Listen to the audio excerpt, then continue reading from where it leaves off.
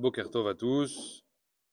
Cette semaine, on va donc clôturer le Sefer Vayikra avec les deux dernières parashiot, Behar et Bechukotai. À première vue, on a l'impression qu'elles ne sont pas véritablement liées. Elles n'abordent pas exactement les mêmes sujets. Mais on va voir quand même qu'il y a un lien entre les deux. Donc on va essayer de voir ça. Dans la paracha de Behar, on nous parle énormément beaucoup de la mitzvah de Shemitah. C'était quoi la mitzvah de Shemitah? Il fallait laisser reposer la terre pendant une année entière, tous les 7 ans. C'est un grand Shabbat. Nous, on sait ce que c'est le Shabbat, une fois par semaine. Bon, il y avait aussi une fois par 7 années, tous les 7 années, une année entière, vu que la majorité des bénis Israël étaient des travailler la terre. Qu'est-ce qu'ils devaient faire alors, du coup, pendant une année? Qu'est-ce qu'il y avait à faire? Il n'y avait que les mots de Torah. Ils devaient étudier pendant un an. C'était Yeshiva, qui devenaient des Avrechim pendant une année. Donc 6 ans, ils travaillaient. Une année entière, ils allaient étudier la Torah. Et c'est assez surprenant dans la paracha. Ça, a priori, ce n'est pas le cas pour d'autres mitzvot. Mais la Torah, ici, dans la paracha de Behar, à propos de la Shemitah, elle va décrire des conséquences sur la personne qui ne respecte pas la Shemitah. J'entends bien, elle ne parle pas de punition, ce n'est pas des punitions, ce n'est pas des onshin, parce que la mitzvah de Shemitah, c'est une mitzvah, ce n'est pas un lave, d'accord? Bon, faut laisser reposer la terre, donc il ne faut pas, etc. Mais a priori, normalement, la Torah ne parle pas de... Il ne dit pas, si tu fais pas l'oulav, alors il va se passer ça, si tu fais pas matzah, alors il se passera comme ça. Donc la Torah ici décrit un processus logique qui va arriver à la personne, comme si c'était normal, pour lui faire comprendre en réalité qu'est-ce qui va se passer s'il ne respecte pas la Shemitah. Et la Torah, elle explique, elle dit, si quelqu'un ne respecte pas la Shemitah, je vous le fais court, il finira par s'appauvrir, il finira par devoir vendre son champ, il finira par devoir vendre sa maison. Et comme il aura encore besoin d'argent, il finira, c'est marqué, par vendre sa fille en esclave. Et en dernier, comme il dit, il n'y a plus rien, qu'est-ce qui reste? Il reste lui. Il finira par se vendre lui-même. La Torah dit chez un goy qui vous l'achètera en esclave, et qui lui fera faire avodah zara. Donc le type, il est parti de je respecte pas la Shemitah, à quoi? On venait à avodah zara. C'est bizarre que la Torah nous donne ça. Et les Mefarshim nous disent ne prends pas ça comme des punitions. Si tu fais pas, alors rien à voir. La Hachem veut juste te mettre en garde. Voilà, c'est une suite normale, une suite logique qui t'amènera de là à là-bas.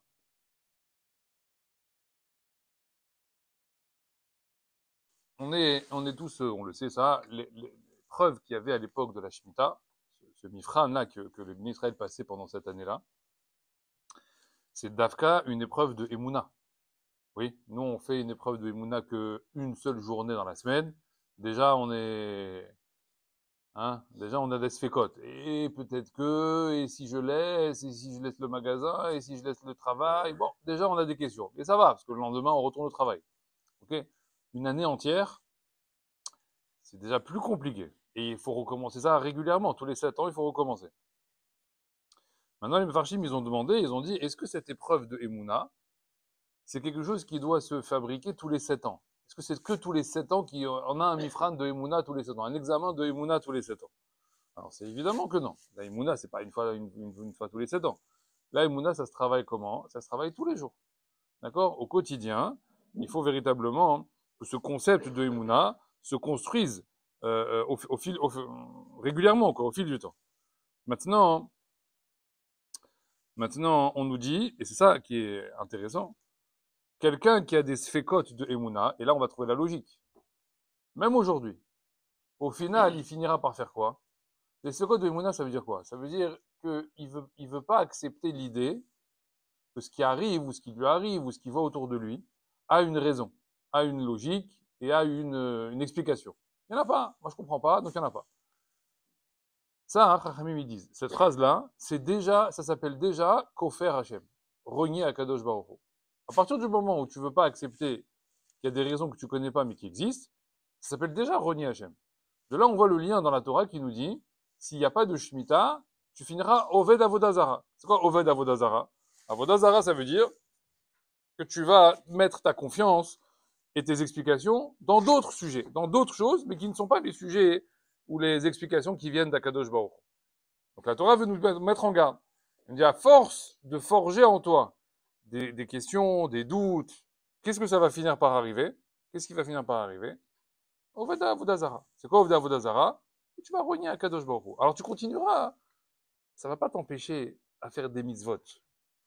Et c'est pas lié. Tu peux continuer à faire des mitzvot. Tu peux continuer à mettre tes filines, tu peux continuer à faire Pessah, tu peux continuer à faire Oula, peu importe. Les mitzvot, tu peux continuer à les faire. Mais au niveau de la shkafa, au niveau de la compréhension de ce qu'il y a autour de toi, c'est fini. Tu remets tout en question. Et pourquoi celui-là, il est niftar à tel âge, et pourquoi celui-là, il lui est arrivé telle galère, et pourquoi moi j'ai telle galère comme ça, et pourquoi lui comme ça, et pourquoi ça s'est passé comme ça là-bas, etc. Ça s'appelle comment ça? Kofer Baïkar. C'est-à-dire que tu renies à Kadosh Baruch Hu. Oui.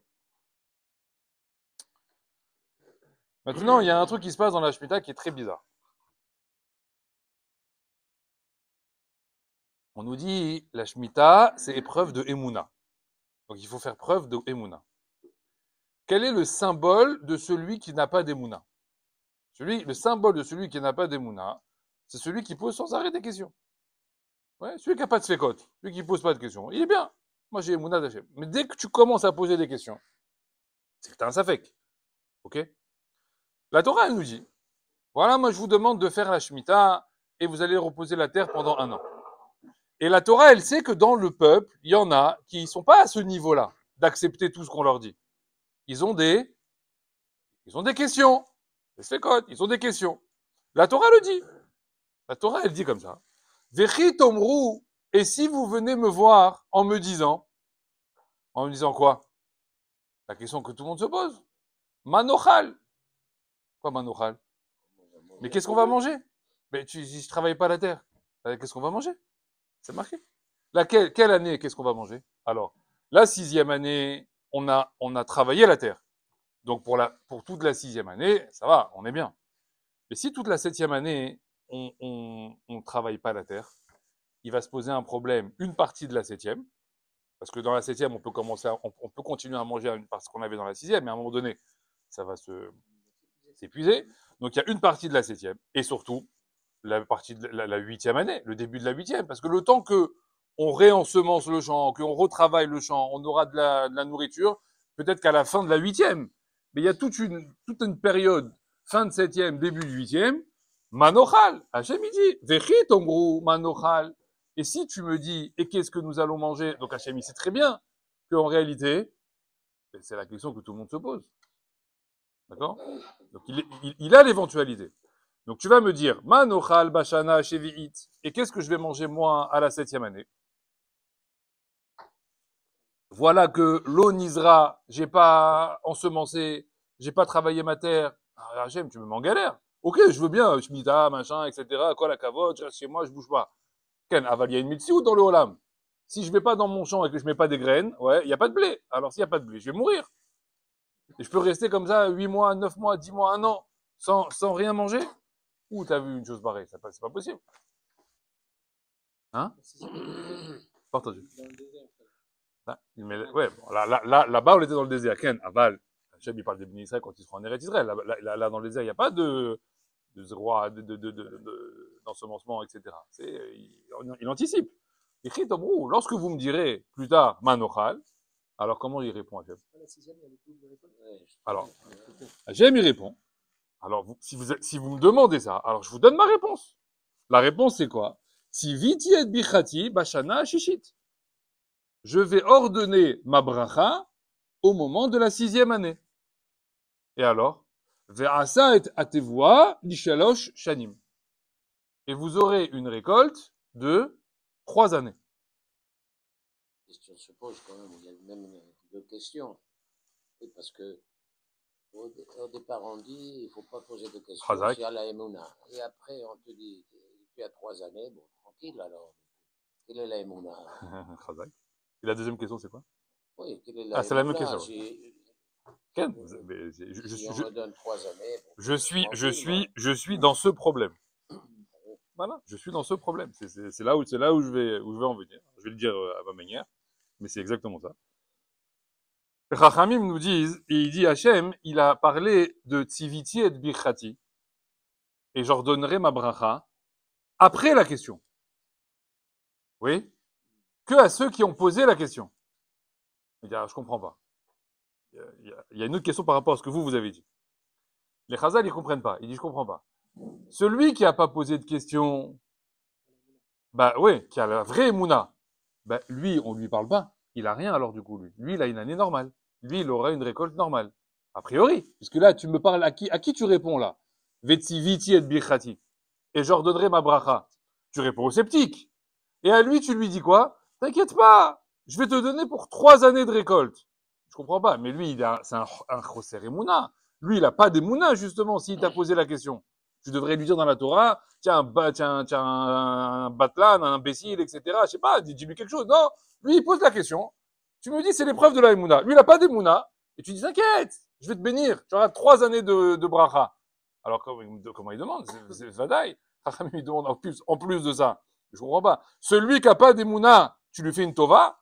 En plus de ça, celui qui n'a pas d'Emouna, non seulement tu le rassures, mais en plus tu dis quoi? Tu vas être bichati, t'inquiète pas, tu auras 3 ans. Donc, le type qui sait ça maintenant, ouais, elle est où l'épreuve de la Emouna, là?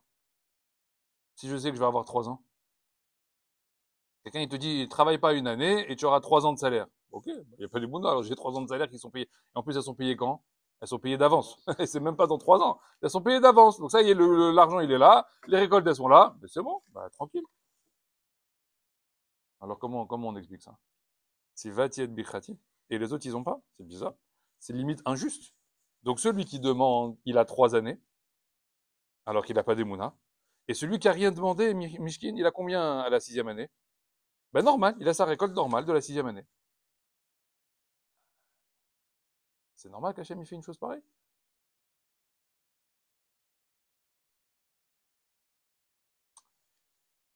Alors, Chazal, ils ont expliqué comme ça. Ils se disent, du coup, ici, on voit qu'il y a 2 catégories de personnes. Il y a ceux qui ont demandé et ceux qui n'ont rien demandé du tout. Il dit celui qui a pas d'Emouna, celui qui a posé la question, qui a dit Manochal, celui qui est dans ce inyan-là de Manochal. Pourquoi Akadosh Baruch Hu lui dit alors toi je te donnerai 3 ans? Les maîtres ils expliquent comme ça. Parce que à partir du moment où toi tu m'as posé une question, ça veut dire que tu n'acceptes pas l'idée qu'il existe une ashgacha rouhani. Il existe un contrôle rouhani, c'est miraculeux, qui vient d'Hachem. Toi quand tu demandes une réalité matérielle, metsiout. Comment ça se passe dans la réalité? Moi, dans la réalité, s'il y a, s'il n'y a pas, il n'y a pas. C'est pas il n'y a pas, il y aura. Ça veut rien dire, ça. Je suis pas sommaire à la messe. Hachem, il dit comme ça. Celui qui croit pas que je suis capable de le nourrir pendant 3 ans, avec la récolte de 1 an, alors tu sais ce que je vais te faire à toi? Alors je vais te donner une récolte de 3 ans. Ce qui veut dire qu'en réalité, toi, comment ça va se passer dans ta anaga à toi? Comme la metsiout. Tu as 3 ans de récolte, tu tiendras 3 ans. Est-ce que tu verras, la main d'Hachem dans ces moments-là? Non. Pourquoi? Parce que c'est la norme. Si tu as 3 ans de récolte, eh ben, tu survivras 3 ans. Par contre, celui qui m'a pas demandé, celui qui a rien demandé du tout, à la 6e année, qu'est-ce que je vais faire? Je vais lui donner une récolte normale de la 6e année. Mais lui, il va vivre comme toi pendant 3 ans. Est-ce qu'il sentira le manque dans sa récolte? Non. Parce que lui, il a eu la Emouna. Demande les Mefarshim, et comment tu vas faire? Celui à la 6e année, qui aura la même récolte normale et qui pourra vivre quand même pendant 3 ans. Alors, Chachamim, ils disent deux avis dans les Mefarshim, Ben Ichai Ramen. Il dit, la bracha, il y aura soit bracha baperot, soit il y aura la bracha dans les fruits, soit il y aura bracha babeten, dans le ventre. Comme c'est dit le Ben Ichai. Ça veut dire quoi? Ça veut dire que tu avais l'habitude d'avoir 50 kilos, tu auras toujours 50 kilos. Ça ne changera rien du tout. Tu auras tes 50 kilos la 6e année. Ah, comment je vais tenir 3 ans avec 50 kilos? 2 possibilités. Ou le fruit que tu vas manger, au lieu de manger 3 fruits par jour, le fruit va être tellement béni, il y aura tellement une bracha dans le fruit, que 1 fruit par jour, ça va te suffire. Donc je vais diminuer par 3 la nécessité de manger. Ou alors, quand tu vas manger un fruit dans le ventre, bracha babeten, avec un fruit, tu seras rassasié. Donc ça dépend. Ou je vais mettre des nutriments dans les fruits spécifiques qui vont te suffire, ou au niveau du ventre, l'estomac il va se rétrécir. Ouais, et au lieu de manger 3 fois plus, tu vas manger 3 fois moins. Et donc au final, ta récolte, elle va perdurer pendant 3 ans. Et là, toi, tu pourras dire, ah, là je vois, Anagat Hachem, je vois que j'avais la même récolte que d'habitude, et j'ai vécu 6 ans, 7 ans, 8 ans, sans problème. Juste parenthèse, Rashi il ramène, il dit, quand Hachem il dit les Shalosh Shanim pour 3 ans, c'est dans un cas de figure. Mais il y a un cas de figure où il fallait 4 ans. Quand est-ce qu'il fallait 4 ans? Hein? Ça sera l'année du Yovel. Parce que l'année du Yovel, il y a quoi? Il y a l'année de Shemitah, la 49e année, plus l'année du Yovel. Donc, des fois, il y avait 2 ans de Limud Torah d'affilée. C'est beau, non? C'est-à-dire qu'il y avait un, après, hop, on recommence, on remet une deuxième année. Mais celui-là, c'est encore un autre défi. C'est qu'il faut maintenant 4 ans de quoi? De récolte. À la 6e année, il faut 6, 7, 8, 9, etc. Comme ça, il dira. Donc, finalement, qu'est-ce qu'on voit? On voit que quand quelqu'un, il s'inquiète sans arrêt, quand il pose des questions sans arrêt, et Hachem, mais comment tu vas faire ça? Et comment je vais arriver là-bas? Et comment ça va se passer? Et comment ça va s'arranger? Et comment... Ah, tu demandes? T'inquiète pas, ça va s'arranger. Mais comment? Toi, le piteva. Tout selon la nature. Puisque tu demandes. Si tu demandes, c'est que tu n'as pas confiance en moi. Donc quand tu n'as pas confiance en moi, je vais être obligé de régler ton problème. Mais de quelle manière? Uniquement d'après les lois de la nature. Quel problème ça pose? C'est que les lois de la nature, elles sont établies. Elles sont préétablies depuis le départ. Ce qui veut dire que même H&M, il n'a pas le droit, en réalité, dans ce cas de figure-là, de venir nous aider de manière miraculeuse. Il n'a pas le droit. Il est obligé de respecter les lois de la Teva. Pourquoi? De la nature. Pourquoi? Parce que dans ta question, tu n'as pas d'Emouna. Donc si dans ta question, tu n'as pas d'Emouna, quand il va venir agir pour t'aider dans ton problème que tu viens de demander, il est limité. Tu viens de limiter Hachem, qui lui, il est illimité. Tu viens de limiter Hachem dans l'aide qu'il peut t'apporter. Hachem, comment tu vas me guérir? Et Hachem, comment tu vas amener ça là-bas?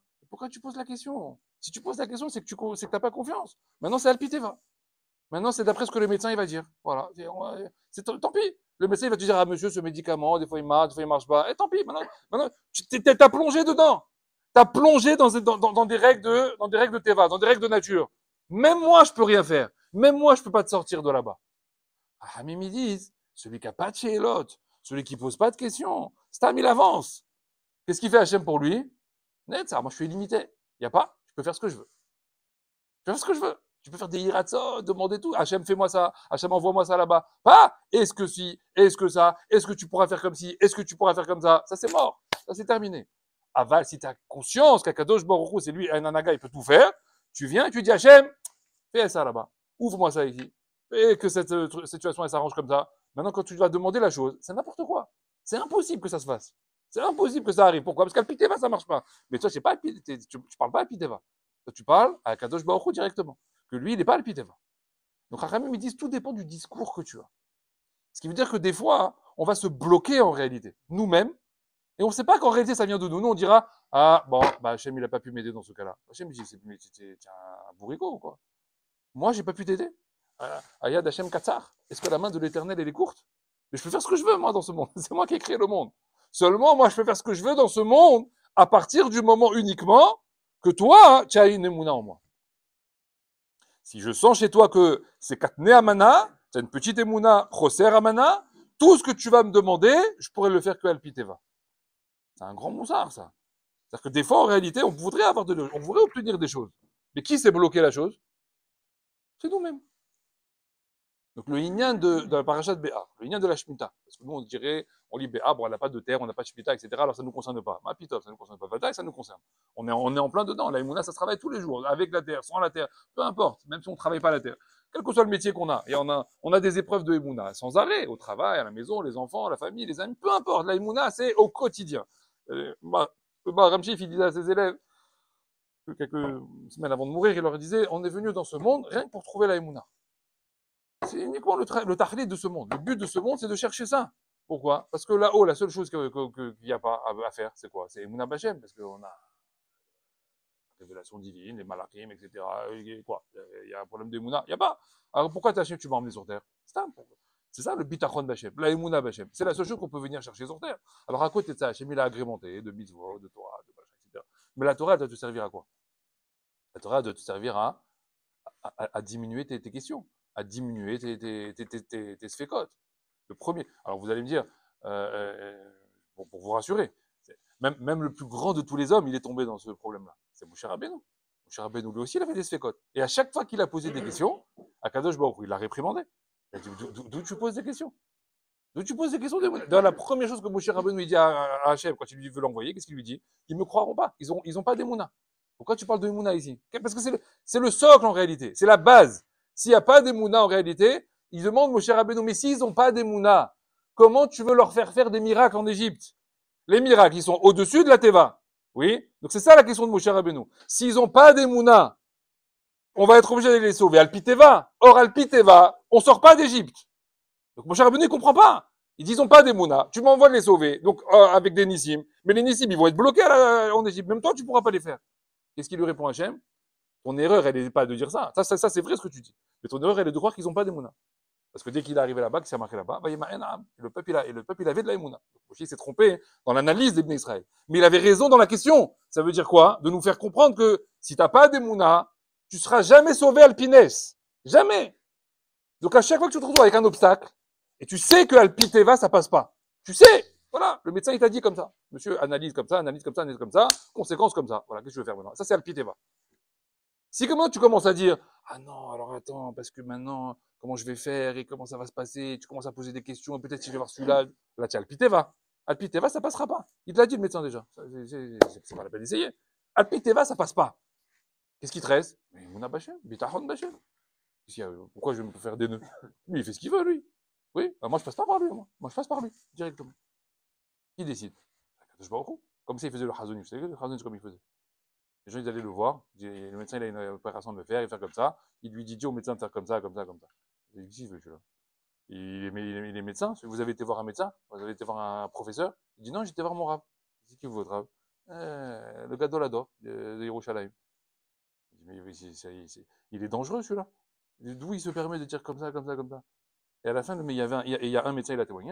Un jour, il savait pas vraiment faire. Au moment de l'opération, il s'est rappelé qu'est-ce qu'il lui avait dit. Il a fait comme il avait dit, ça a marché. Une chose pas. Comment ça marche? Ça marche comment? Okay, moi, je me remets que à Hachem. À chaque fois que tu voudras t'en remettre à des questions ou à des éléments autour, c'est fini. Tu viens de réduire ta fenêtre de réussite. Voilà. Après, ça dépend ce qu'on veut. Si tu veux élargir tes capacités ou tes possibilités de réussir dans quelque chose, comment tu fais? À chaque fois que tu te poses une question, tu réduis. C'est ça qu'il faut se dire. Ça, c'est très fort. Ça veut dire que en sheelot. T'as une sheela? T'as un safek? Non, j'ai pas. Jamais il faut dire oui, moi, j'aimerais bien savoir et pourquoi. Pourquoi? Ça y est, c'est fini. Ça y est, c'est fini. En sheelot, y a pas. Pas des sfekot. Chachamim, ils disent, il faut pas avoir des sfekot, des pourquoi. Il faut avoir des questions de comment. Comment? Comment on fait ça? Comment on fait ça? Comment on fait ça? Et pourquoi il faudrait faire ça? Et pourquoi ça marche comme ça? Pourquoi? Non. Comment? Oui, ça c'est Yehudi. Déjà, il est dans le pourquoi, il a déjà éliminé. Il est dedans maintenant. Maintenant, c'est comment? Comment on fait ça? Comment on fait ça? Comment on fait ça? Bah, ça, c'est pas un problème. Mais pourquoi il faut faire ci? Et c'est ça les gens qui ont du mal à faire tchouva, à rentrer dans la Torah. La première question qu'ils ont, c'est pourquoi? Pourquoi il y a Shabbat? Pourquoi il faut mettre filin? Pourquoi il faut faire ci? Pourquoi il faut faire ça? Ça fait que il va falloir percer tout ça, il va falloir casser tout ça. Il faut arriver à sortir de ça. Et pourquoi l'autre il est comme ça? Et pourquoi l'autre il m'a dit comme ça? Et pourquoi ça se passe comme ça chez moi? Et pourquoi? Il n'y a pas des mounas. Il y a des tikkunim, il y a plein de choses qui peuvent se passer, qui entraînent que Hachem il prend des décisions. Est-ce qu'on les comprend tout le temps? Jamais tu les comprendras. Jamais. Mon cher Rabbeinu, il s'est cassé les dents sur la question. Et ce qu'il lui a dit à Hachem, je donne de la rachmanout à qui j'ai envie de donner de la rachmanout. C'est moi qui décide. Celui-là, c'est un rachat, je lui fais du chesed. Celui-là, c'est un tzaddik, je lui fais que des tsarot. Voilà, qu'est-ce que tu vas faire maintenant? Pourquoi? Tu vas me demander pourquoi? Quoi, je vais t'expliquer tout le plan du Olam, tu crois que j'ai que ça à faire? Tu es mon conseiller maintenant, Sahagol, t'es rien du tout. T'es une poussière dans le Olam. Non, moi je veux tout comprendre. Tu veux tout comprendre, tu comprendras jamais rien. Le fait que tu arrives déjà un peu à étudier, etc., c'est déjà pas mal. Donc qu'est-ce qu'il faut faire? Tiens, il faut se... Anav. La vraie anava de l'homme, c'est celui qui n'a pas de chéelot. La gava, c'est de poser des questions. de vouloir tout comprendre. Quand est-ce que tu sais que tu as beaucoup de gava? Quand tu as beaucoup de questions. Quand est-ce que tu sais que tu commences à te rapprocher de la hanava? Quand tu commences à laisser tomber les pourquoi. Ça, c'est par rapport au lien de Imuna, au lien de la Shemitah. Maintenant, on a dit, dans cette année-là, à ce moment-là, on disait, qu'est-ce qu'on fait pendant un an? On a dit, qu'est-ce qu'on fait pendant un an? Qu'est-ce qu'Hachem, il voulait que ce soit consacré à quoi? L'Imoud Torah, va à la yeshiva. Voilà, il y en a plein partout là-bas, Yerushalayim. Pendant une année entière, du matin au soir, il va étudier. C'est bien, non? Il n'y a plus de travail, il n'y a pas les enfants, il n'y a plus rien à s'occuper. Tu as tout rentré dans la grange, les champs, ils sont fermés. Tout est efker, c'est ça le pire. C'est que tu vois ton champ, les gens, ils viennent dedans, ils mangent. C'est efker. T'as pendant 6 ans, tu as travaillé, ton champ, tu as mis des barrières, etc. Et tu vois maintenant, pendant une année, tous y viennent. Tous y viennent, les raisins, tout y marche. Efker. Efker, c'est plus à toi, rien. Tu mets une pancarte. Efker. Quand tu viens mettre la pancarte, déjà, c'est pas bien. T'as du mal à la planter. Tu sais, tu la mets, mais tu essaies de la tourner un peu, comme ça, peut-être ils vont pas voir qu'il y a marqué FKR.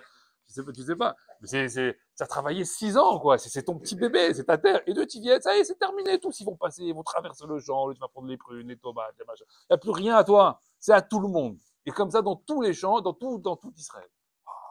Comment tu fais? Bon, c'est un peu une rasera. Alors Hachem, il te dit, bon, pour pas voir le spectacle, va là, Yeshiva. Laisse tomber pendant un an, laisse tomber le champ, et va étudier l'Imout Torah. Alors, Chachamim, ils disent comme ça. Qu'est-ce qu'Hachem, il a voulu nous enseigner dans ce Inyan? C'est quoi cette histoire que tu vas t'arrêter un an? Bon, ça, on a compris. Et Mouna par rapport au matériel. Alors, Hachem, après, il te dit, et qu'est-ce que tu fais pendant un an? Va étudier la Torah. Pourquoi Hachem, il fait ça? Un homme, il ne peut pas étudier même s'il garde son travail, même s'il a ses affaires. Pourquoi Hachem, il veut ça? Hachem, il a voulu qu'on prenne conscience, au moins une fois tous les 7 ans, qu'en réalité, l'essence du juif, il faut que tu sois conscient, il faut que tu apprennes à être conscient que la bracha du Yehudi ne se trouve que dans le Limud Torah. Tu peux chercher des brachot, des ségoulottes à droite, à gauche. Tu peux aller voir des rabbanim. Tu peux prendre de la boucha toute l'année. Tu peux prendre de la nisette si tu as envie. Tu peux aller à toutes les goulottes de la terre. Ouais, ça t'amènera aucune bracha. Aucune bracha. C'est du leurre. C'est du spectacle. C'est du folklore. Comprenez? Ça n'amène rien. C'est pas parce que tu as été à l'oulotte de Rabbi, je sais pas quoi, je sais pas quel endroit, ouais, que tu as été sur sa tombe, il est très content, lui il est très content, kol hakavod, je vais faire un super kavod, ouais. C'est aucune bracha. Aucune bracha tu tiendras de là-bas. Même lui, quand il est dans sa tombe, il te dit, mais qu'est-ce que tu fais là? Qu'est-ce qu'il te dit? Va étudier, que tu me prends la tête là, ici, là, tu es en train de me faire des chants et des machins, et tu tapes des mains, etc. Reste chez toi. Tu es en train de périner un tzaddik qui lui, il a tenu sa vie pour la Torah, il s'est tué pour la Torah, et toi, rien que tu fais les loulottes et tu danses avec des tambours, etc. Mais c'est n'importe quoi.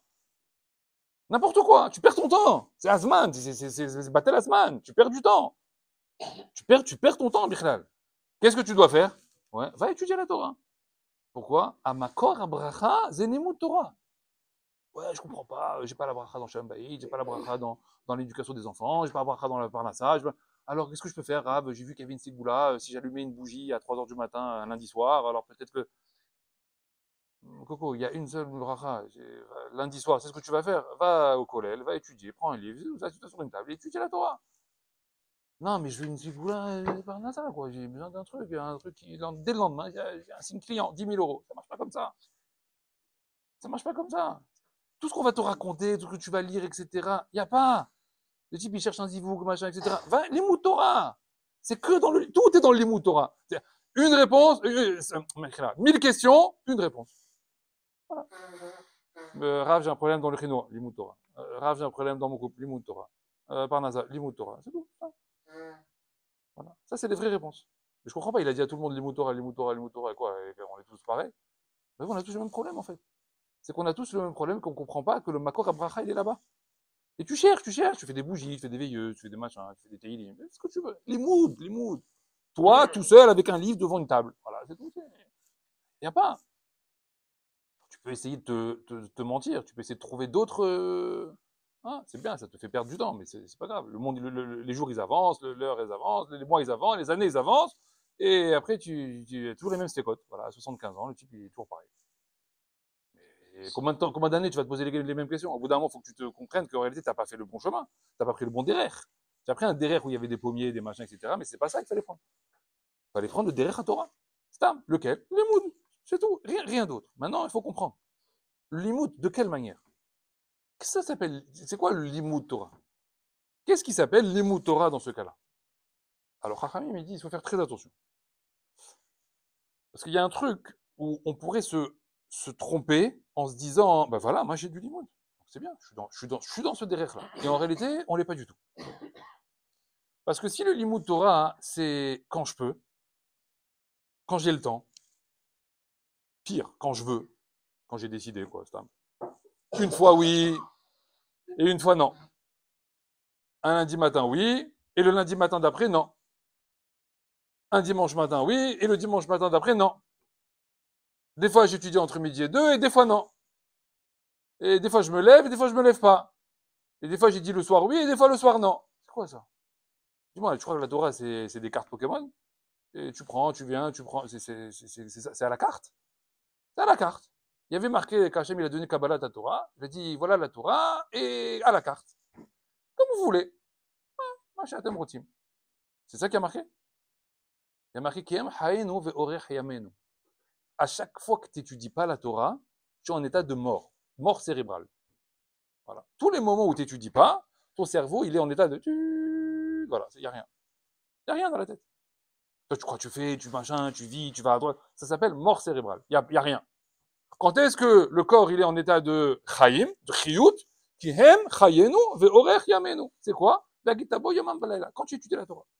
L'imoud Torah, ah, ça y est, ton cerveau, il se met en éveil, et la neshama, elle commence à chiyut, elle commence à vivre. La partie neshama, elle commence à vivre. Ah, et quand j'étudie pas la Torah, la partie neshama, elle est en veille.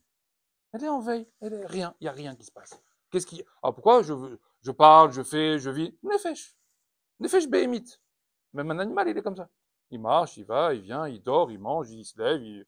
Ah, il n'y a aucune différence. Alors quand est-ce qu'il y a une différence? Une différence quand tu es devant un livre, les mots de Torah. C'est ça qui s'appelle Neshama. La Neshama, elle n'est pas tout le temps là et je la prends quand j'ai envie. Non. Quand tu n'étudies pas la Torah, la Neshama, elle est inexistante. Elle est inactive. Or, nous, la vie de l'homme, c'est quoi? C'est sa Neshama. Donc quand tu n'étudies pas la Torah, il n'y a pas de Neshama. Le problème, c'est quand tu prends la Torah hein, comme tu as envie.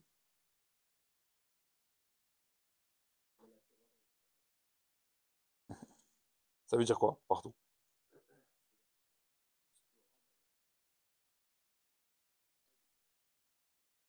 Ça, c'est parce que ça, tu me dis parce que tu mets par exemple, des halachot Torah à l'intérieur du travail ou quand tu fais telle et telle action, etc.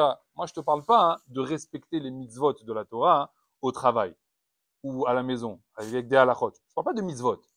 Je parle de toi en train d'étudier un livre. Quand tu es au travail, tu respectes des mitzvot, des halachot de la Torah, kol hakavod, mais tu n'es pas en train d'étudier. Ça ne fait pas du limoud. D'accord, mais à ce moment-là, on est d'accord que ce moment-là, il s'appelle pas l'imoud Torah. Il s'appelle peut-être respecter des mitzvot de la Torah ou des halachot de la Torah dans le travail, dans le business, peu importe, quand la kavod. Aval, ça s'appelle pas un moment de limoud. Le moment de limoud, c'est quand tu fermes le magasin et tu t'assois devant une table avec un livre. D'accord? Seulement le problème, Chachamim dit, c'est quand ces moments-là de limoud Torah, tu les prends quand tu peux.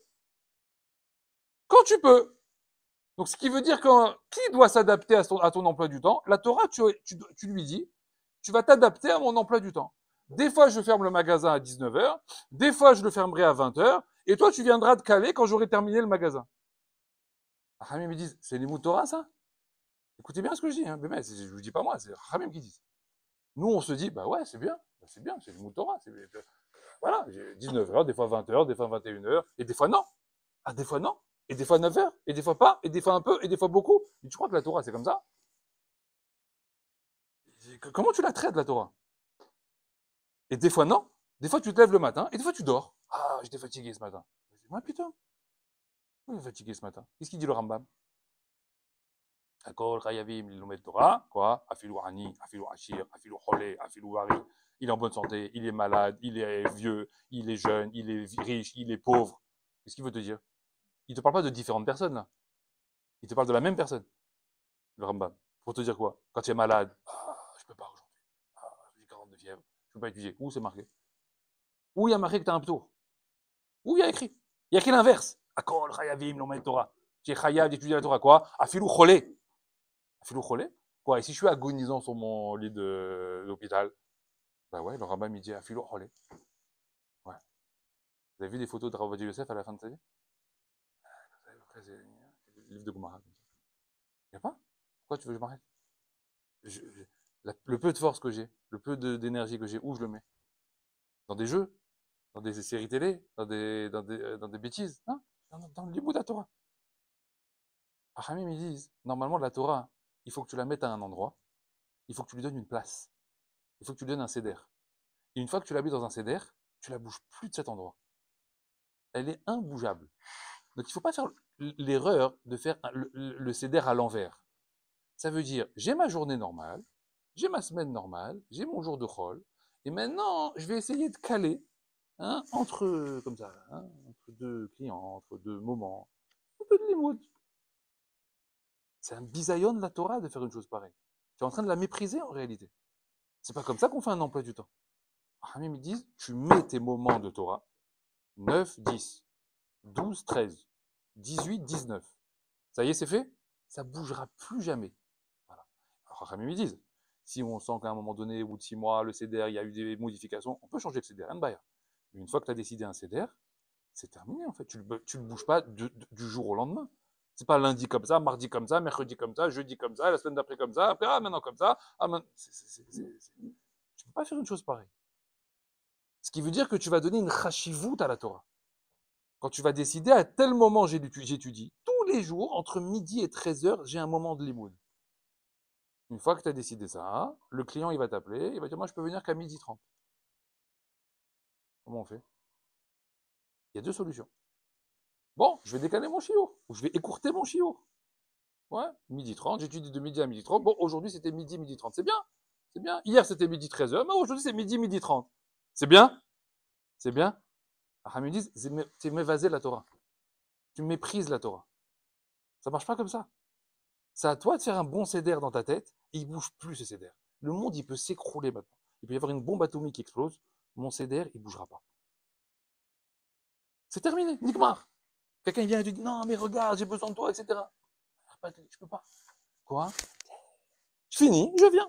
Je termine mon limoud, après je viens. Mais mon limoud, il est imbougeable, immodifiable. Hein? C'est-à-dire? Ah ben, ça c'est évident, ouais. Shabbat, tu vas pas te dire, ah, du coup je dois y aller, alors j'y vais maintenant, je prends la voiture. Ken, ben là, tu peux un peu faire cette comparaison. Rachamim, ils disent, il faut faire très attention. C'est au monde chol de s'adapter à la Torah. Il faut que tu montres que le monde chol, il est mishwaba de la Torah. Il est l'esclave de la Torah. Et pas le contraire. Il ne faut pas que tu montres que le monde chol, c'est le patron. Et la Torah, elle doit s'adapter comme un Eved au monde chol. Petit juif, à quel endroit je peux me placer pour venir étudier avec toi? Attends, je sais pas. Aujourd'hui, je sais pas. Peut-être 18h, ça te va? Ok, alors la Torah, en plus elle est gentille la Torah. Tu lui as dit 18h aujourd'hui, alors elle attend. Puis à 18h, tu vas lui dire, bon finalement, il y a un imprévu, peut-être 19. Ah, aujourd'hui, il n'y a pas eu finalement. Ah, demain, c'est quoi demain? Je crois que la Torah, c'est... C'est un mariage quand c'est marié avec la Torah. Tu fais ça avec une femme? Tu viens, ah peut-être je viens. Après, ah ben finalement, peut-être je viens plus tard. Ah finalement, peut-être je viens demain. Ben, fais ça à ta femme une fois, tu vas voir ce qu'elle va te dire. Une fois, elle fait lui comme ça. Qu'est-ce qu'elle va te dire au bout d'un mois? Tu te dis demain? Ça fait depuis 10h du matin que tu me dis je vais venir, je vais venir, je vais venir. Après, tu te dis je viens demain. C'est quoi? C'est une blague? La Torah, c'est pareil. C'est pas moins qu'en réalité un lien entre mari et femme. Mais tu peux pas lui faire une chose pareille. La Gemara, elle dit comme ça. La Gemara, elle dit Akadosh Baruch Hu, il pleure sur 3 personnes. L'une des 3, vous savez, c'est quoi? La Gemara, elle dit Hachem, il pleure sur celui qui dit je peux pas étudier et j'étudie quand même. J'ai un emploi du temps très chargé. J'ai beaucoup de, comment ça s'appelle, de responsabilités, etc. Et j'arrive quand même à étudier la Torah. C'est bien, non? On va dire, c'est bien celui-là. Comment dire, il a fait des efforts, il s'est galéré, oui, ben, c'est bien. Qu'est-ce qu'a dit la Gemara? Hachem, il pleure sur lui. Pourquoi il pleure sur lui? Bon, quelqu'un, il me dit ça. Quelqu'un, il me dit ça, je lui dis bravo. Je sais pas, je lui dis bravo. Il me dit, ouais, tu sais, c'est galère en ce moment, beaucoup de travail. Et j'arrive quand même, tu sais quoi, à dégager 1 heure de limoud entre midi et 2. Comme ça, il me dit. Enfin, je lui dis quoi? Je lui dis super. Hachem, il l'écoute, lui, il pleure. Alors, moi, je lui dis bravo, et lui, il pleure. Alors, je comprends pas, alors, qui a raison? Oui, c'est Hachem qui a raison. Mais il faut comprendre pourquoi Hachem, il pleure alors. Donc, Mara, dit, Hachem, il pleure parce qu'il se dit, comment il est arrivé au Matzav? Comment il est arrivé à l'état? Je ne peux pas étudier. Comment il a fait pour arriver là? Comment c'est possible qu'un juif, tout bien constitué qu'il soit, il puisse un jour arriver à un moment donné dans sa vie en disant « J'avais tellement d'obligations que je ne pouvais pas étudier. » Comment tu ne peux pas étudier? C'est ta vie. Comment tu arrives à un matzav où tu es tellement englué que tu n'as pas, et Kaniré que Bekoshi, tu arrives à trouver 10 minutes par là, 20 minutes là, et tu veux une médaille? Et tu veux des louanges? Hachem me dit, mais Ani Boché, Alaï, moi je pleure, Alecha, moi je pleure sur toi. C'est une taout, en fait, que tu crois que c'est bien, kol hakavod. Alors en bas, on te dit des kol hakavod, alors tu crois que c'est bien. Mais moi je pleure, Bichlal. Ani Boché, Alecha. C'est pas la bonne démarche. Tu te trompes en réalité. Comment tu peux dire à quelqu'un, ah ouais, moi j'ai tellement de responsabilités, je suis le PDG de je sais pas quoi, et j'ai 200 employés, etc. Tu te rends compte, j'ai pas le temps pour moi, j'ai pas le temps pour étudier. T'as pas le temps d'étudier? Attends, Yehoudi, Coco. J'ai pas un goy. Moi, c'est un isma. Comment ça, j'ai pas le temps? Comment un homme, il arrive à un matzav de dire j'ai pas le temps d'étudier, j'ai pas le temps. T'as pas le temps? Mais c'est quoi cette blague? Mais le cheshbon, il doit être là déjà. Moi, Nisman, trouve-le le temps. Impose la Torah. Impose. Il y a des grands PDG comme ça, de grosses sociétés, qu'un jour ils ont fait tchouva. Les mecs, les employés, ils ont dit, il est devenu fou le patron. Un jour, il a fait tchouva, je connais quelqu'un comme ça, après dans les jouets. Un jour, comme ça, il a fait tchouva. Un coup, il est arrivé, il avait des trucs, des rendez-vous toutes les 5 minutes. Un jour, il est arrivé, et il a dit à ce secrétaire, vous me bloquez tous les jours un rendez-vous, je ne sais plus c'était quelle heure, 8 heures, quand il arrivait le matin, genre de 9h à 10h, et un autre le soir de 16h à 17h, etc. Voilà, j'ai des rendez-vous. Elle lui dit combien de temps? Il lui a dit toute l'année. Elle a dit c'est bizarre, jamais il m'a demandé un truc pareil, etc. Alors elle a dit mais donc je vous mets pas de rendez-vous pendant. Non, plus de rendez-vous. Et qu'est-ce qu'elle le voyait? Elle le voyait, il y a un type, il venait tous les jours avec lui, le même, tous les jours, il venait de 8h à 9h et de 16h à 17h, il venait, il s'enfermait dans son bureau pendant 1 heure avec lui. Purée, mais c'est quoi ce rendez-vous qu'elle a tous les ans, machin, etc. Elle comprenait pas, elle s'est renseignée. Il a dit non, mais là, il travaille pas, là. Qu'est-ce qu'il fait? Il étudie la Torah, etc. Il a fait un peu un retour à la religion, etc. Elle est devenue folle, la secrétaire. C'est bizarre, il a 400 employés maintenant qui l'attendent. Il a compris, Bichlal. Quoi? La Torah, je la mets là maintenant. Et les 5000 rendez-vous que j'avais dans la journée, eh ben, on les verra plus tard. Pas grave. Qu'est-ce qu'il y a? Le monde, il peut pas attendre. La question, elle est où tu mets le monde, Rol, où tu mets la Torah? Lequel dirige l'autre? Lequel est le patron de l'autre? Se laisser comme ça complètement écrasé par le travail, par les. Quand je vous dis le travail, c'est pas que le travail, hein. Vous avez compris, c'est quoi? C'est la famille, les enfants, c'est tout en réalité, les amis, tout ça, ça s'appelle rôle en réalité. Tout ce qui n'est pas, tout ce qui t'empêche en réalité de t'asseoir avec un livre, d'accord, sur une chaise, avec un livre de Torah, ça s'appelle rôle. D'accord? Même si dedans il y a des mitzvot, machin, etc., ça s'appelle rôle. Donc Akadosh Baruch Hu, il va te dire, le zman que tu as en réalité, c'est quoi? Le zman que tu dois utiliser, c'est pour faire quoi? C'est quoi? Limoud. Les 2 autres hommes pour lesquels il pleure, tu sais. C'est d'autres ignanim. Ouais, je te dirai après. Maintenant, il demande les mefarshim. Il dit, tout ça c'est bien. Tout ça c'est bien. Mais comment on arrive à ça? Comment on arrive à imposer la Torah dans son quotidien? Comment on arrive à lui donner une régularité, à l'imposer, vraiment l'imposer au quotidien dans son emploi du temps? Comment on arrive à ça? Il faut donner une clé, il faut donner un conseil, il faut savoir comment on fait ça. Hein, et pour ne pas vivre comme quelqu'un qui dispatche un peu la Torah, un peu là, et un peu quand je veux, etc., un peu à la carte. Comment on arrive à faire ça? Comment on arrive à faire ça? Alors, Chachamim, ils disent, Rav Pinkus, il dit comme ça. Il dit, dans les birkot à Torah, le matin, on fait des brachot. Quand on fait des brachot de la Torah, on fait des bénédictions. D'accord? Tous les matins. D'ailleurs, c'est très particulier, parce que c'est une des seules mitzvot où on va pas faire une bracha. Combien on fait de brachot le matin? Sur birkot à Torah? Comment on fait de brachot le matin qui concerne la Torah? On en fait 3. Vous le faites tous les jours. Ouais, ça vous parle pas? Hein? Ça vous parle pas? Al divrei Torah, la première. Melamed Torah l'amo Israël. Et après, on fait la bracha de Bachar Banu, Mikol Ha'amim, etc. Tous les jours. Oui ou non? On a 3 brachot à l'intérieur.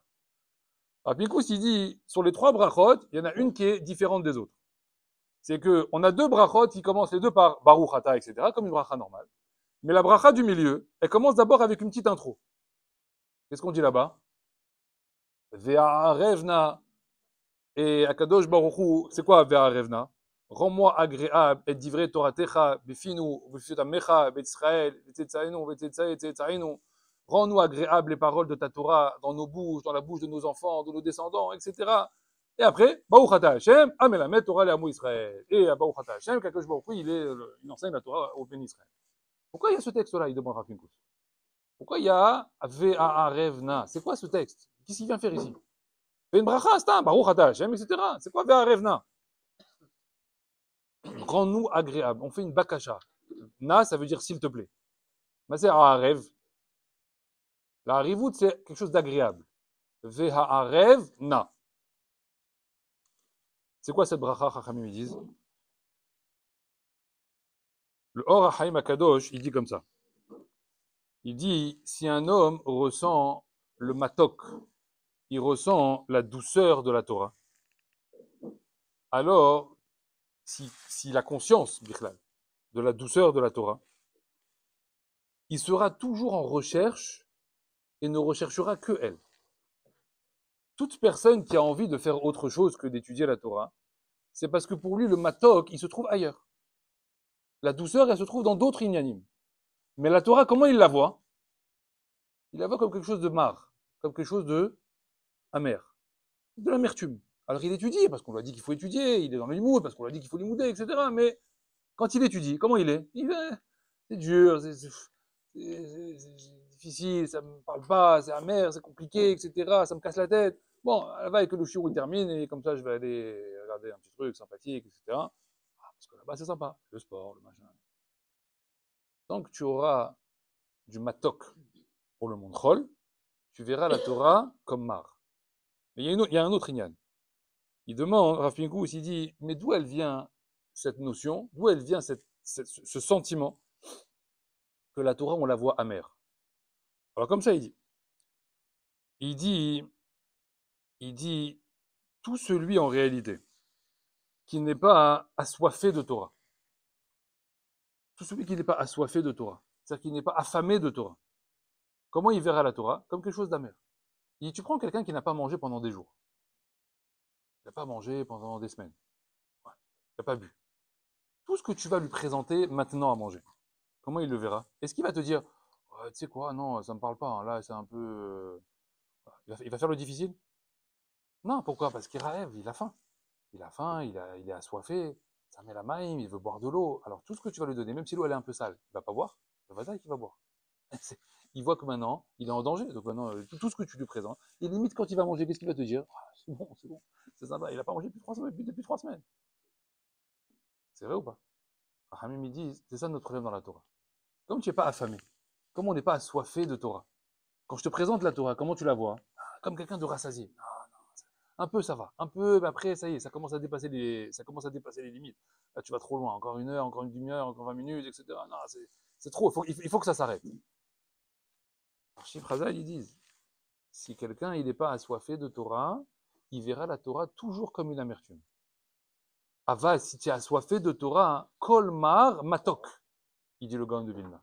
Kolmar, tout ce qui est amer, apparaîtra à tes yeux comment? Comme doux et agréable.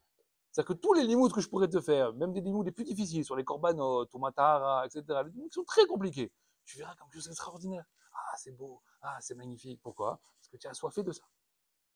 Comment on développe la volonté de boire ça, d'être affamé de ça? Ben, si tu arrives assoiffé, rassasié au limoud, comment tu vas pouvoir remplir? C'est pas possible. Le ventre, il est déjà rempli. Le ventre, il est déjà rempli de quoi? Ben, de tout ce qu'il y a à l'extérieur. Donc, plus tu vas remplir à l'extérieur, plus tu auras du mal à remplir avec la Torah. Donc, la première chose qu'il faut faire, c'est quoi? C'est de comprendre que le vase communicant, il se fait avec le montrol. Encore une fois, ce que je vous ai dit avant. Plus tu donneras de la place et de la chashivout à ce monde-là, plus tu lui donneras de la valeur, moins tu pourras déterminer la valeur de la Torah et du limoud à Torah. Le problème, c'est que pour arriver à le ressentir, les Chachamim ils disent, ça passe par une chose, la atmada du limoud. C'est quoi la atmada? La atmada, c'est la régularité. Ça veut dire ce que je vous ai dit tout à l'heure. C'est quoi? Tu as mis ton limoud de 8h à 9h le lundi, le mardi, le mercredi, il ne faut pas le bouger. Dès que tu vas commencer à faire du yo-yo avec la Torah, une fois là, une fois là, une fois oui, une fois non, une fois peut-être, une fois quand je serai bien, une fois quand j'aurai pas froid, une fois quand il fera beau, une fois quand il pleuvra pas. Donc en fait, tu fais varier Tu fais varier ta décision de moment d'étudier. Ça ne s'appelle pas de l'atmada. À cause de ça, la Torah va être chez toi quelque chose de marre. Elle va être quelque chose de amer. La seule manière de rendre la Torah matok, c'est de lui donner une atmada. C'est de lui donner une régularité. Qu'elle soit toujours chez toi comme ça bouge, ça descend, peu importe ce qui se passe. Mais le limoud, il bougera pas d'ici. Quel que soit le moment de limoud, quel que soit le limoud que je fais, quel que soit ce qui se passe autour, le limoud, il bouge pas d'ici. Rachamim dit, c'est ça le inyan qui a marqué dans Parashat Rukat de Adam qui yamoud baoel. Vous connaissez Adam qui yamoud baoel, lorsqu'un homme il se tuera dans les tentes. Hein, lorsqu'un homme il mourra dans la tente. Rachamim mazé oel, oel c'est oel chez le Torah. Ok, oel chez le Torah, dans les tentes de la Torah. Pourquoi il y a Adam qui yamoud baoel? Quoi yamoud? Mazé yamoud. Quand un homme il comprendra en réalité qu'il faut qu'il tue le monde autour de lui, il faut qu'il n'existe plus pour pouvoir rentrer dans le Oel Torah, alors il aura compris c'est quoi le Limoud Torah. Mais si le Limoud Torah, il est, je l'étudie, mais j'ai tout le contrôle là qui m'attend. Il est là, il m'attend. Il t'attend. Tout ce que tu étudieras, ça sera amer. Tout ce que tu l'étudieras avec la hâte, avec empressement, avec un poids sur l'estomac, un poids sur la tête. Ouais, mais j'ai ça qui m'attend derrière. Ouais, mais j'ai le travail. Ouais, mais j'ai la famille. Ouais, mais j'ai madame, etc. Ça s'appelle pas l'imoud Torah. Donc, ce que je vous ai dit au départ, on croit que ça s'appelle l'imoud Torah. Zélo l'imoud Torah. Parce que il y a une amertume derrière. Or, la Torah, elle doit être comment? Harivout. La Torah, c'est matov. La Torah, c'est pur. La Torah, c'est doux. La Torah, c'est sucré. Qu'est-ce qu'il a dit Hachem? Vache v'halav tahat leshoner. Comme il y a dans les midrashim sur Kabbalat Torah. Du miel et du lait, je mettrai sous ta langue. À quoi elle est comparée la Torah? Du miel et du lait. Il y a plus matok que du miel et du lait? Il n'y a pas. Alors pourquoi des fois quand j'étudie, j'ai l'impression que c'est de l'acide? J'ai l'impression que c'est du citron, Bichlal. Un citron vert, tu m'as mis. Comme ça, un piment. Tu m'as mis un piment. Ah, c'est compliqué, je comprends pas, Tomatara. Je vais faire un arrêt cardiaque. Petit lait là, truc, Touma, quand tu touches ça, quand tu touches comme ça, le coussin comme ci, le coussin comme ça. Ah, bah, c'est bon, ça y est. Venez, on fait du midrash là, parce que la réalité, c'est amer. C'est dur pour toi. Alors fais un hashbon. Pose-toi la question. Pourquoi c'est dur pour toi? Pourquoi c'est compliqué? Pourquoi tu sens un poids de ce limoud-là? Tu sens un poids de ce limoud-là? Parce que tu es trop rempli ailleurs. Tu as trop d'intérêt pour le monde troll. Trop d'intérêt. Tant que tu casseras pas cet intérêt-là, la valeur de la Torah, elle sera diminuée à tes yeux. La seule manière de casser ça, c'est de donner une atmada à la Torah. Parce que quand tu donneras une atmada à la Torah, dès que le monde troll il va venir télescoper la Torah, qu'est-ce que tu vas faire? Tac, tu repousses. Donc le monde troll, sans arrêt, il va se faire comment? Il va se faire expulser. Et à force de faire ça, une fois, deux fois, trois fois, 10 fois, tu vas diminuer le monde troll à tes yeux. Imaginez quelqu'un, il adore le sport. Il est fou de sport. Il est fou de matchs, de foot, etc. Et il a mis un limoud toute l'année, 8h, 9h. C'est bien. 8h, 10h. C'est quoi? 20h, 22h. Il a son limoud du soir, 20h, 22h. C'est bien. Ah, mais ce soir, il y a le grand rendez-vous. Ne manquez pas le grand rendez-vous des étoiles. Hein, les deux grandes équipes, elles vont s'affronter pour le match. Comment il va faire? Les Hamim, ils disent, c'est un Nisayon. C'est un Mifran qu'on te fait ici. C'est quoi? Est-ce que tu vas garder le cap de l'Atmada, du Limoud Torah? Est-ce que tu vas repousser? Ou est-ce que tu vas dire, bon, ça va. Un soir dans l'année, à l'Orav, je pourrais pas venir ce soir. Bon, mais la semaine prochaine, je serai là. Comme tous les autres mois de l'année. Comme toutes les semaines de l'année. Hachem, il dit, tu viens de fracasser tout ton limoud de toute l'année. Tout, tu peux jeter à la poubelle. Pourquoi? Parce que tu viens de me prouver en réalité que tu n'étudies pas par envie, tu n'étudies pas par assoiffé de Torah. Tu étudies quand tu veux. Voilà, tu as décidé. J'ai décidé, alors j'étudie. Mais c'est ça la Torah. Quand tu décides, tu étudies. La Torah, c'est un hall. C'est elle qui s'impose à toi. Maintenant que tu m'as placé là, ma pitom, tu me bouges. C'est vrai que Rachamim me dit, c'est dangereux de faire une chose pareille. Parce que c'est la Torah qui demande des comptes. La Torah, c'est marqué, elle se plaint, Hachem. Elle dit, hey, mardi soir, il est d'habitude, il est avec moi. Il est où celui-là, David? Hachem, il regarde, David, il est où? Ouais, vas-y, marque le but. Ah ouais, vas-y. Qu'est-ce qu'il fait là, celui-là? Hachem, il est peiné, il regarde la Torah, il dit, qu'est-ce qu'on fait? La Torah, elle se plaint. La Torah, elle se plaint, elle demande des comptes. C'est ça. Tu dois lui demander des comptes. Comment tu fais une chose pareille? La Mishnah, elle dit, quelqu'un qui est en train d'étudier la Torah, la Mishnah dans Avot, il est en train d'étudier la Torah. Il est en plein limoud. Et il lève la tête. Stam. Et il dit comme ça, ah, elle est belle cette montagne. Il était comme ça, dans une terrasse. Imaginez, il est à la terrasse comme ça. Il lève la tête, il dit, waouh, elle est belle cette montagne. Ah, il est beau ce décor. C'est bien, il limite pas à Kadosh Baruch Hu. Bon. Qu'est-ce qu'a dit la Mishnah? Hein? Qu'est-ce qu'a dit la Mishnah? Mithayev benafsho. Il est hayev mita. Qu'est-ce que j'ai fait? Qu'est-ce que tu as fait? Comment tu es sorti du limoud? Mais c'est quoi ça? Comment tu es sorti de là pour me parler d'une montagne?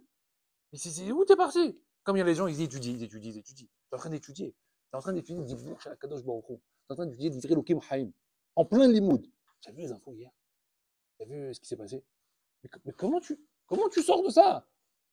Il y a un Zman Lechoud, des Zman Lechoud. Il y a un temps pour ça, et un temps pour ça. Tu veux faire 10 minutes de parole qui servent à rien sur les infos, attends la fin du limoud, tu feras après. Mais quoi, en plein limoud, tu arrives à faire une chose pareille? En plein limoud, tu arrives à sortir du limoud? Mashma, que la Torah, pour toi, en erech. Elle a aucune valeur. Comme celui qui est en train d'étudier, il est sans arrêt avec son téléphone. Il répond à des textos, des machins, etc. Et c'est ça un limoud. C'est pas un limoud, ça. Étudie moins. Étudie 20 minutes si tu n'arrives pas à étudier 1 heure. Mais quand tu fais tes 20 minutes, fais un vrai limoud Torah. Donne-toi toute une concentration, un rikouz complet, permanent sur la Torah. Ça va loin, Chachamim, ils disent. Hein. Ça va même jusqu'à quelqu'un qui arrive à se lever dans le limoud, comme ça ils disent, et qui va se faire un café. Comment tu as eu soif du café? Comment en plein limoud, il est monté à toi l'envie de boire un café? Comment tu as fait ça, une chose pareille? Chachamim, ils disent, comment c'est possible? Comment c'est possible? Le café, il a plus de valeur que le limoud. C'est tout, c'est pshuto que mashmao. Si tu as envie d'un café pendant le limoud, c'est que le limoud, il n'était pas assez puissant pour toi, il n'avait pas assez de valeur pour contrecarrer l'envie d'un café. Donc, où est-ce qu'il est pour l'instant ton niveau de valeur de limoud Torah? Il est en dessous d'un café. Donc, ça sert à rien de dire toute la journée, ah, moi, je suis pour la Torah, moi, je défends la Torah. Tu vois, la Torah, elle est après Nespresso. Tu vois, il y a Nespresso d'abord, et après, il y a Torah. Ouais. Bah ouais, normalement, qui c'est qui devrait pas t'endormir? Qui c'est qui devrait pas t'endormir? Voilà, tu donnes du grain à mon... Non, du moulin, du grain, un moulin, du grain à moudre, c'est comme ça, du grain à moudre. Alors, attends, tu donnes du grain à moudre. Pourquoi, Marcel? Parce que le Gaon de Vilna, il dit comme ça, il dit tout celui qui étudie la Torah et qui s'endort, ça prouve que la Torah, pour lui, elle est quoi? Elle est amère. Parce que quelqu'un qui étudie quelque chose de matok, qui lui plaît, et sur lequel il a un intérêt, jamais il dort. Le même bonhomme, tu lui donnes un livre de Torah, il dort. Le même bonhomme, tu le réveilles, tu lui donnes un livre de sport. Pendant 3 heures, il peut le lire. Je comprends pas, tu étais fatigué ou tu n'étais pas fatigué? Ouais, je sais pas, je me suis réveillé, je sais pas, maintenant je vais mieux. Ah, tu vas mieux. Ah, kolakavo, tu sais pourquoi tu vas mieux? Parce que ça pour toi, ça a un intérêt. Et ça, pour toi, ça n'a pas d'intérêt. Et tu sais pourquoi la Torah n'a pas d'intérêt? Parce qu'il n'y a pas d'atmada chez toi. La Torah, tu la prends à la carte. La Torah, la harivout de la Torah, le matok de la Torah, ne se crée qu'avec une atmada. C'est comme ça, c'est un axiome. On veut pas, ça marche comme ça.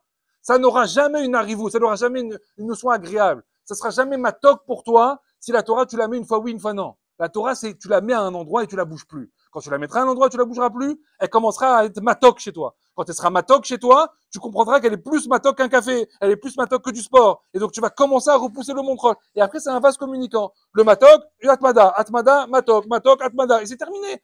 Tu es enfermé dans ce cycle-là. Le montrol, il essaie de s'approcher, il est expulsé tout seul. Il est expulsé tout seul. C'est-à-dire qu'au bout d'un moment, tu vas arriver à un matzav. Quand tu fais ça, Bichla, je connais des gens comme ça. Ils ont travaillé pendant des années. Aujourd'hui, il me dit, c'était des fous de sport. Des fous de sport. Il dit, sport matin au soir. Aujourd'hui, il y a des matchs. Même pas ils regardent. Même pas ils se renseignent qu'il y a le match ce soir, etc. Mais je comprends pas, c'était comme ça, les maillots, les trucs, les machins, supporters, etc. Et maintenant, tu t'en fiches. Je suis passé à un autre stade. Lequel stade? Atmada, Torah, Atmada, Atmada. Ils comprennent que la rivoute qu'il y a là-bas, la valeur qu'il y a là-bas, mais c'est insignifiant. L'autre, c'est un grain de sable. Quoi, je vais laisser des diamants pour un grain de sable? Personne ne ferait une chose pareille. Le Gaon de Vilna, il dit qu'à ce niveau-là, tu n'auras même plus d'attrait, ni pour l'argent, ni pour le matériel.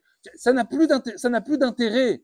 Ça, tu vas même plus essayer de rechercher. Tous ceux qui sont là, Marim Kessev, Ose Kessev, Marim Kessev, Ose Kessev, il ajoute de l'argent, il veut de l'argent, il ajoute de l'argent, il veut de l'argent. Au détriment de quoi, tu crois? Au détriment de quoi? Toute cette volonté à chaque fois de vouloir, où ça enlève? Ça enlève où? Ça enlève là-bas. C'est tout, Stam. Arrête de croire que tu peux jouer sur tous les tableaux. Ça marche pas comme ça. Alors comment je fais? Comment tu fais?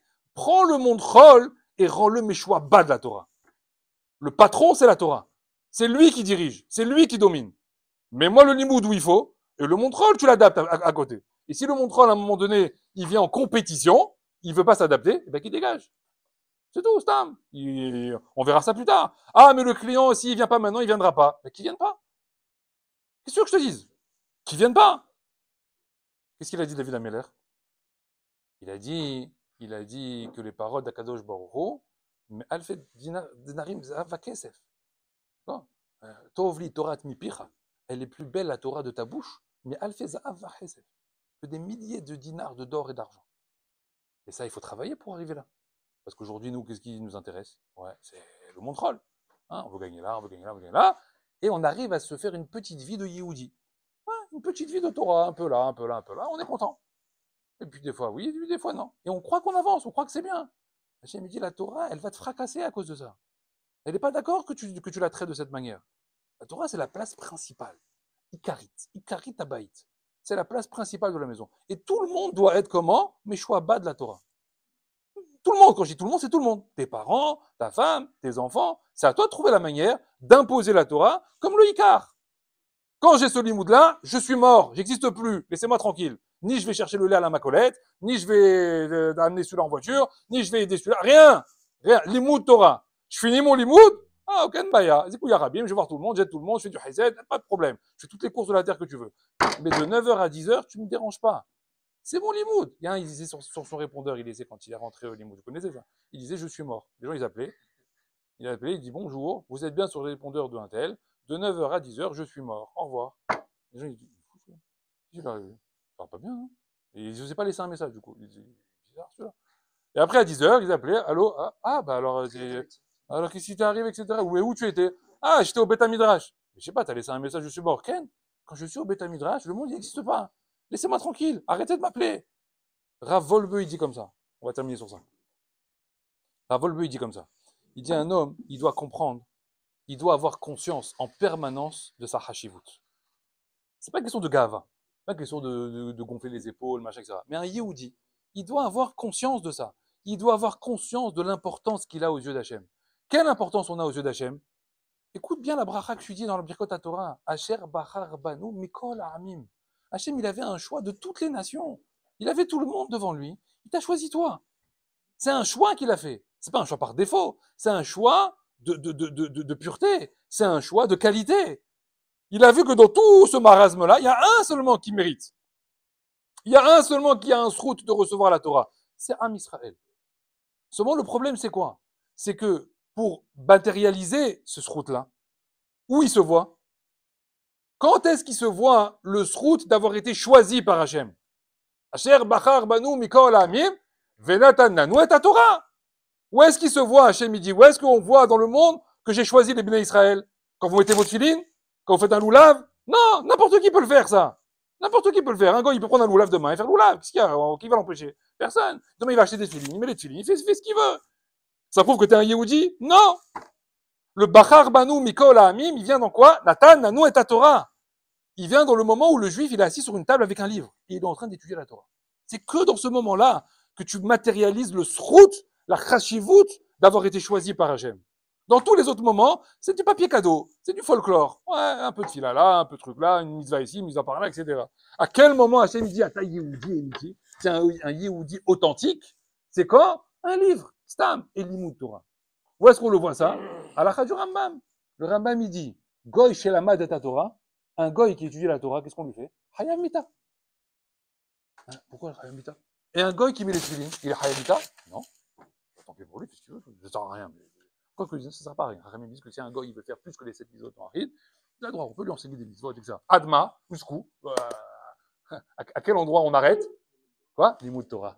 Il y a Shabbat aussi, Limoud Torah. Lama Limoud Torah. Ça, non. Non. Ah, il n'a pas le droit. L'olomet Torah. Lama, ça c'est Bachar Banu Mikol Ha'amim. Venatan Nanu et Torah.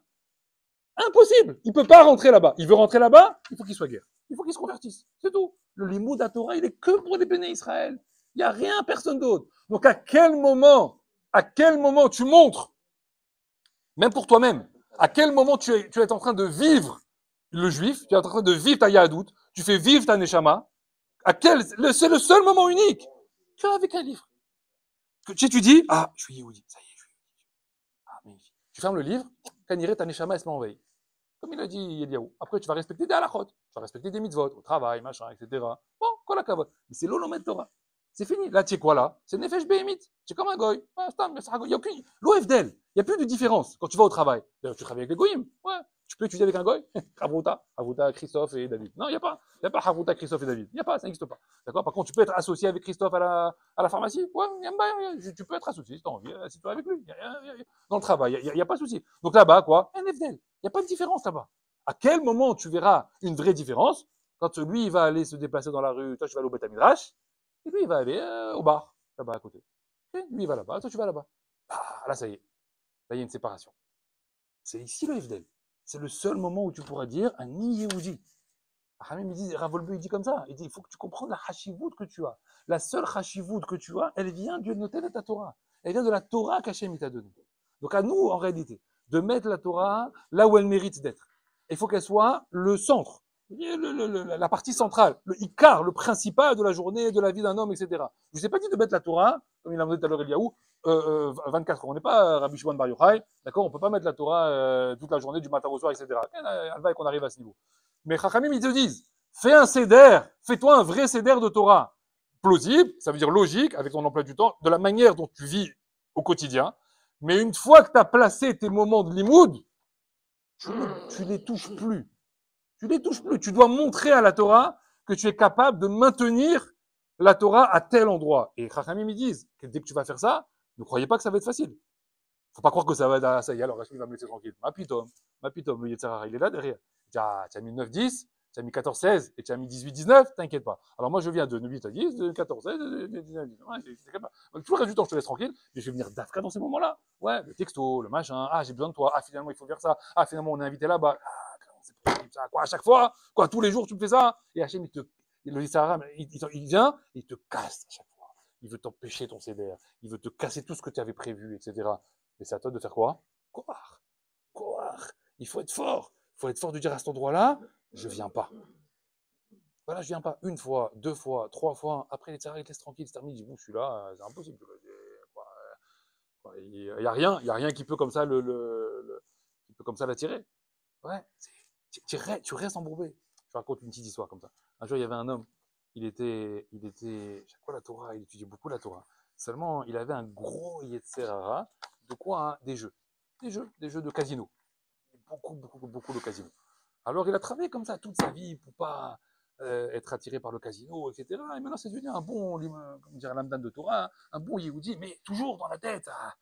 Il y a des tarbotes comme ça qui peuvent revenir, etc. Il dit, le Yetzirah, un jour, il dit, celui-là, je vais me le faire. Là, je vais lui trouver un moyen. J'en ai marre qu'il étudie comme ça tout le temps, etc. Je vais trouver un moyen, je vais l'enlever de son limite. Qu'est-ce qu'il fait le Yetzirah?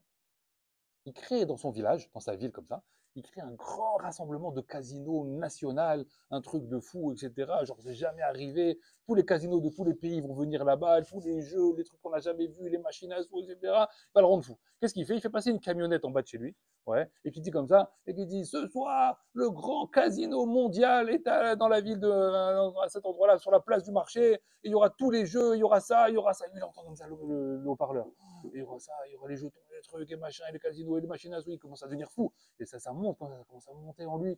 Et après, il voit l'heure qui est arrivée, 8 heures du soir, et il est en panique. Il est avec son livre comme ça, et il pense, moi je dis, le casino, je rate le casino mondial, c'est un truc de fou. Alors je vois qu'il n'arrive pas, à étudier. Il n'est pas du tout, il n'est pas dans son limoud.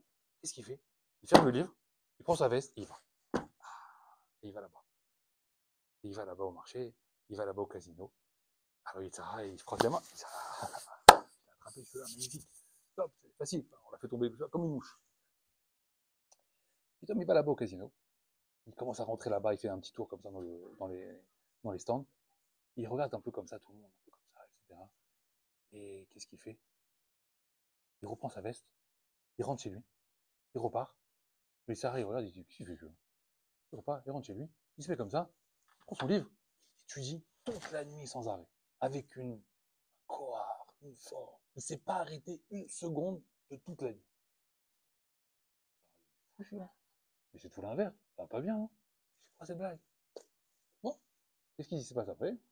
Le type, il finit sa vie. Après 120 ans, il arrive au Olamo, qui il rencontre? Il dit, Sarah, il dit, dis-moi, j'ai une question à te poser. Tu te rappelles de l'histoire là-bas qui s'est passée à l'époque, etc., du casino? Je dis, ouais, je me rappelle. Je dis, tu peux m'expliquer ce qui s'est passé? Moi, je t'ai envoyé là-bas pour jouer, etc. Tu es passé là-bas un petit peu, etc. Au final, t'es rentré, tu m'as fait un limou, Torah, tu m'as fracassé. Et là où ils m'ont fait des. Ils m'ont mis sur une corde, tellement t'as étudié la Torah. Comment c'est possible? Comment tu as fait? Comment tu es arrivé à ça?